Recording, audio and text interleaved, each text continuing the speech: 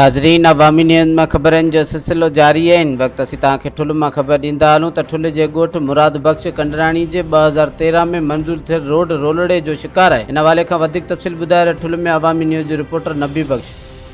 जी बिल्कुल, असां हिन वक़्तु मौजूद आहियूं ॻोठ मुराद बख्श कंडराणी में, जहाँ के 2013 खां वठी जो रोड जो कम जो मुकम्मल न थी सघियो आहे और ठेकेदार मिली भगत करे पैसा खाई आहिनि। अचो त वधीक इन ॻोठाण खां मालूम कयूं उनजो छा चवणु आहे।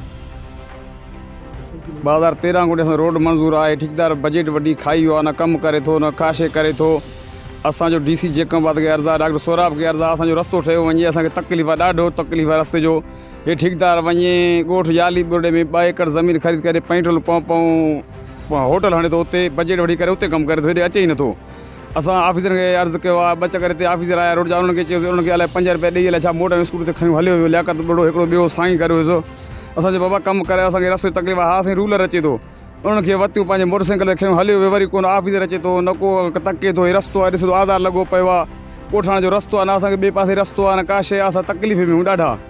असांजो अर्ज़ु आहे DC जेकमाबाद खे, डॉक्टर सोराब खे असांजो रस्तो ठहियो वञे। अर्ज़ु आहे बांह ॿधी असां चऊं था, ॿुधी बांह था, हे सड़क असांजो ॾिसो, असांजो का शइ रस्तो ई न आहे, असांजो घुमण जो रस्तो ख़ाली बि घुमी नथा सघूं साईं।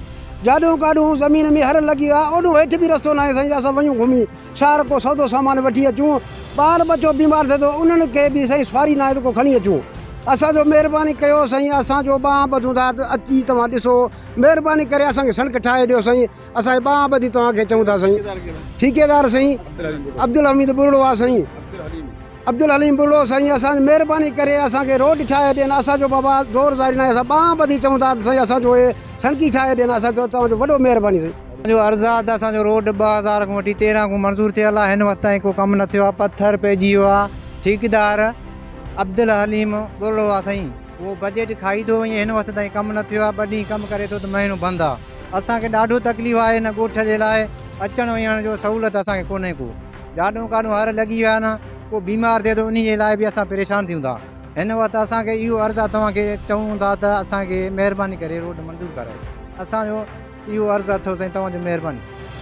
अब्दुल हलीम बुरड़ो असांखे ठेकेदार, ये बजट 2013 में रोड मंज़ूर थियो, उन खां बावजूदि बजट पहिरियों हिकिड़ो थी वियो, पथर हल्को सल्को विझी बजट खाई वियो, वरी ॿियो पथर हाणे 5 मई में थियो, उन में बि हिनखे बजट मिलियो, उहो बि 1 ट्रालो पथर लाहे हले वियो, रस्तो हली वियो आहे। असांखे वॾो तकलीफ़ आहे, क़दीमी ॻोठ आहे, हाणे जो ॻोठ न आहे, क़दीम पुराणो ॻोठ आहे। डॉक्टर सोराब 2 टे चकर असां घुरायोसीं, उनखे बि अर्ज़ु कयोसीं, उनखे हाज़ुर साईं कंदासीं, उन खां बाद नज़रअंदाज़ करे छॾियो असांखे। अब्दुल हलीम बुरड़े खे बि असां 2 टे चकर चालू कयासीं, घर वियासीं, हाओ करे थो, कमु करे ई नथो, उन खां बावजूदि नंबर हाणे बंदि करे घर वेही रहियो आहे, असांजो रस्तो हली वियो आहे। असांखे अचण वञण जो रस्तो आहे, 5 मिंटनि जो सफ़र आहे, हाणे घंटनि में असां कयूं था। असांजो को मरीज़ बीमार थिए थो, ॿार बच्चो, असांखे वॾो तकलीफ़ थिए थो। मज़ीद खबरों और तफसीलात के लिए विजिट करें हमारी वेबसाइट www.awamiNewsHD.com।